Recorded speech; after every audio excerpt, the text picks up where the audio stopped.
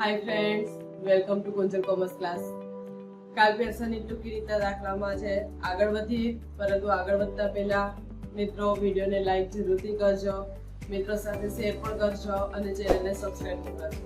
અને હા, ટેલિગ્રામની એક લિંક કે જે તમને ડિસ્ક્રિપ્શન બોક્સમાં આપેલી છે કે જેમાં તમને આ ચેનલની નવી નવી અપડેટ્સો મળતી રહેશે. ચલો આગળ વધીએ. મિત્રો n બરાબર આપેલા છે 10, સિગ્મા xy 1500, x નો મધ્યક 12, y નો મધ્યક 15, x નું પ્રમાણિત વિચલન 9, y નું પ્રમાણિત વિચલન 5. તો r બરાબર શોધવાના છે. તો મિત્રો અહીંયા તમને n સિગ્મા xy x નો મધ્યક એટલે શું થશે? x બાર. y નો મધ્યક એટલે શું થશે? y બાર. x નું પ્રવિ એટલે કે પ્રમાણિત વિચલન. ઘણીવાર દાખલાની અંદર આ શોર્ટ ફોર્મ પણ આપે છે કે x નું પ્રવિ બરાબર y નું પ્રવિ બરાબર. તો પ્રવિ એટલે કે પ્રમાણિત વિચલન એટલે કે sx બરાબર આપેલા છે 9. y નું પ્રવિ એટલે કે પ્રમાણિત વિચલન, y નું પ્રમાણિત વિચલન એટલે કે sy બરાબર 5. તો આવા જ આ દાખલા અંગેના સૂત્રો અને આ તમામ પ્રકારની જરૂરી જે નોટ્સ છે કે જેની લિંક પણ તમને ડિસ્ક્રિપ્શન બોક્સમાં આપેલી છે. તો મિત્રો એ જરૂરથી ડાઉનલોડ કરી અને જોજો કે જેથી કરીને તમામ પ્રકારના સૂત્રો અને આ રીતના રકમનો જે તમને અંદાજ આવે ખ્યાલ આવે. તો ચલો જોઈએ. n બરાબર 10, સિગ્મા xy બરાબર 1500. હવે x નું મધ્યક એટલે તમને આપેલો છે x બાર. x નો મધ્યક x બાર બરાબર 12. એ જ રીતે તમને આપેલો છે y નો મધ્યક. y નો મધ્યક એટલે શું થશે મિત્રો? y બાર. જેમ x નો મધ્યક x બાર, તો y નો મધ્યક શું થશે? y બાર. એના બરાબર તમને કિંમત આપેલી છે 15. ત્યાર પછી જોઈએ x નું પ્રવિ એટલે કે પ્રમાણિત વિચલન. અને x નું પ્રમાણિત વિચલન એટલે કે થશે sx બરાબર 9. ત્યાર પછી છે y નું પ્રવિ એટલે કે પ્રમાણિત વિચલન. y નું પ્રમાણિત વિચલન એટલે કે sy બરાબર તમને આપેલો છે 5. તો આ રીતની રકમ છે. ત્યાર પછી હવે જોઈએ તમારી પાસે મિત્રો n સિગ્મા xy x બાર y બાર sx અને sy. તમને આ પ્રકારની માહિતી આપેલી છે. n સિગ્મા xy x નો મધ્યક એટલે x બાર છે, આપણે રકમ અહીંયા લીધી. x બાર y બાર sx અને sy. તો મિત્રો જો જોઈએ, નક્કી કરો જોઈએ કે કયું સૂત્ર મુકાશે.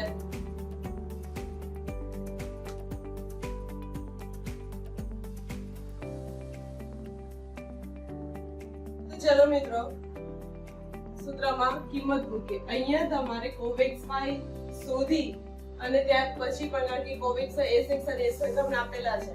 તો ટૂંકી રીતના દાખલાનું જે મેઇન સૂત્ર છે કોવેક્સ y ના છેદમાં sx * sy. તો આ સૂત્ર મૂકીને પણ તમે ગણતરી કરી શકો. પરંતુ જે સૂત્રમાં તમને સમજાયું એ મુજબ કે તમારે એક સ્ટેપ વધશે. પહેલા કોવેક્સ y શોધવું પડશે, ત્યારબાદ તમે r ની કિંમત શોધી શકશો. પરંતુ અત્યારે આપણે એ ટૂંકી રીત કરીએ છીએ કે જેમાં ડાયરેક્ટલી તમને સહસંબંધાંકની કિંમત મળી જશે. એક સ્ટેપ ઘટશે. એક્ઝામમાં આ ખૂબ જ ઉપયોગી રહેશે કે જ્યારે ટાઈમ લિમિટ હશે ત્યારે. તો r બરાબર sigma xy minus n x બાર y બાર છેદમાં n. આ થશે કોવેક્સ y નું સૂત્ર. sx * sy એડ કરી દો એટલે બની જશે r નું સૂત્ર. Sigma xy minus n x બાર y બાર છેદમાં n * sx * sy. તો ચાલો કિંમત મૂકીએ. સિગ્મા xy એટલે થશે 1500.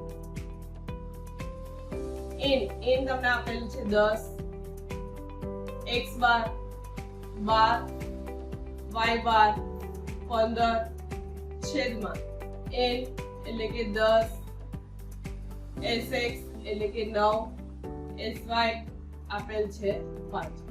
તો જોઈએ કિંમત મૂકીએ. 1500 માઈનસ 10 ગુણ્યા 12 ગુણ્યા 15 એટલે થશે 1800 છેદમાં 10 ગુણ્યા 9 ગુણ્યા 5 એટલે થશે 450. 1500 માઈનસ 1800 1500 માઈનસ 1800 એટલે વધશે -300 છેદમાં 450. કરશે મોટા 1500 - 1800 મોટા પદની નિશાની આવે એટલે થશે -300 ના છેદમાં 450. 15 દુ 30 અને 15 ઘડી 45 એટલે થશે -2 ના છેદમાં 3 એટલે -0.67. તો મિત્રો અહીંયા r ની કિંમત તમને મળી -0.67 કે જે ઋણ સહસંબંધ ધરાવે છે. તો આ રીતે r ની ગણતરી થશે. ત્યાર પછી આવી જે નવી રકમ તો જોઈએ n બરાબર 6, સિગ્મા x બરાબર 58, સિગ્મા y બરાબર 40, સિગ્મા xy બરાબર 431, સિગ્મા x સ્ક્વેર બરાબર 606, સિગ્મા y સ્ક્વેર બરાબર 316. તો r ની કિંમત શોધવાની છે. હવે અહીંયા મિત્રો તમને રકમ બધી જ આપેલી છે x y x સ્ક્વેર અને y સ્ક્વેર. તો મિત્રો નક્કી કરો જે કયું સૂત્ર આવશે. આ તો જે મેઇન સૂત્ર જ છે કે જ્યારે x બાર અને y બાર અપૂર્ણાંકમાં મળે પરંતુ ચલની કિંમતો નાની હોય ત્યારે જે સૂત્ર છે મેઇન સૂત્ર આનું જે 5 માર્કના દાખલા માટે ઉપયોગી છે. જે 3 સૂત્રો છે કે જ્યારે x બાર અને y બાર પૂર્ણાંકમાં મળે ત્યારે અપૂર્ણાંકમાં મળે અને ચલની કિંમત નાની અથવા ચલની કિંમત મોટી હોય ત્યારે આ મેઇન સૂત્ર છે કે જે સૂત્ર ધ્યાનમાં લેવાશે. તો ચલો સૂત્ર મૂકી કિંમત મૂકીએ. r બરાબર n sigma xy minus sigma x sigma y છેદમાં વર્ગમૂળમાં n sigma x square minus sigma x કૌંસ ઉપર સ્ક્વેર ઇન્ટુ વર્ગમૂળમાં n sigma y square minus sigma y કૌંસ ઉપર સ્ક્વેર. તો ચાલો કિંમત મૂકીએ. n બરાબર તમને આપેલા છે 6, sigma xy 431 minus sigma x 58, sigma y 40 છેદમાં વર્ગમૂળમાં n એટલે તમને 6, sigma x square 606 minus sigma x કૌંસ ઉપર સ્ક્વેર સિગ્મા x 58 નો સ્ક્વેર ઇન્ટુ વર્ગમૂળમાં n એટલે કે 6, sigma y square 316 minus sigma y કૌંસ ઉપર સ્ક્વેર સિગ્મા y 40 ઉપર સ્ક્વેર. તો ચલો મિત્રો જોઈએ રકમ 431 ગુણ્યા 6 એટલે મળશે 2586 માઈનસ 58 ગુણ્યા 40 એટલે કિંમત મળે છે 2320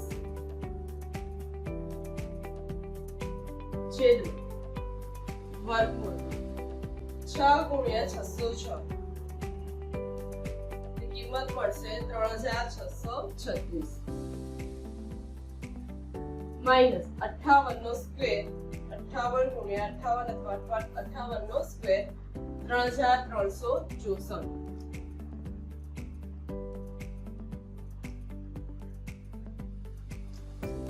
વર્ગમૂળમાં 6 ગુણ્યા 316 1896 40 નો સ્ક્વેર 1600 2586 માઈનસ 2320 એટલે મળશે તમને 266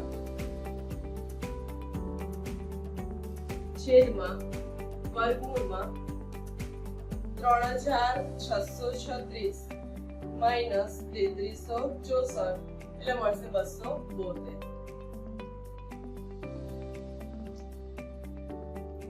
1896 માઈનસ 1600 એટલે થશે 296 266 છેદમાં વર્ગમૂળમાં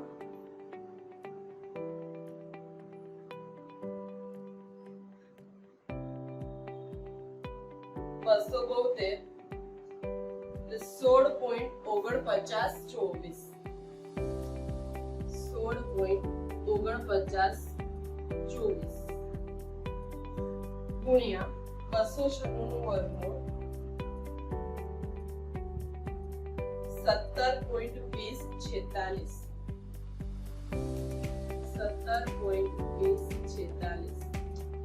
266 ના છેદમાં બંનેનો ગુણાકાર 17.2046 ગુણ્યા 16.4924 એટલે કિંમત મળશે તમને 283.74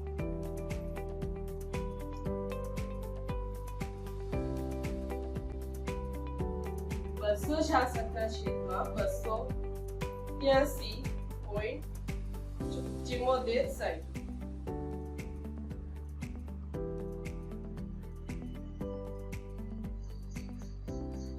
કિંમત મળશે 0.9374 એટલે r બરાબર રાઉન્ડ એબાઉટ કિંમત થશે 0.94 જો આંકડો પાછળથી કે જે ધન સહસંબંધ ધરાવે છે. તો મિત્રો આ રીતે r ની ગણતરી થશે. આ ઉપરાંત દાખલાની અંદર કે કોઈ પણ પ્રકારનો પ્રશ્ન હોય તો તમે કમેન્ટ બોક્સમાં જણાવી શકો છો. અને હા, સાથે સાથે વિડિયોને લાઈક કરો, મિત્રો સાથે શેર પણ કરો અને ચેનલને સબસ્ક્રાઇબ જરૂરથી કરજો. સાથે સાથે મિત્રો નવી અપડેટ્સ મેળવવા માટે ડિસ્ક્રિપ્શન બોક્સમાં આપેલી ટેલિગ્રામની ચેનલને પણ ખાસ જોઈન કરજો. Thank you.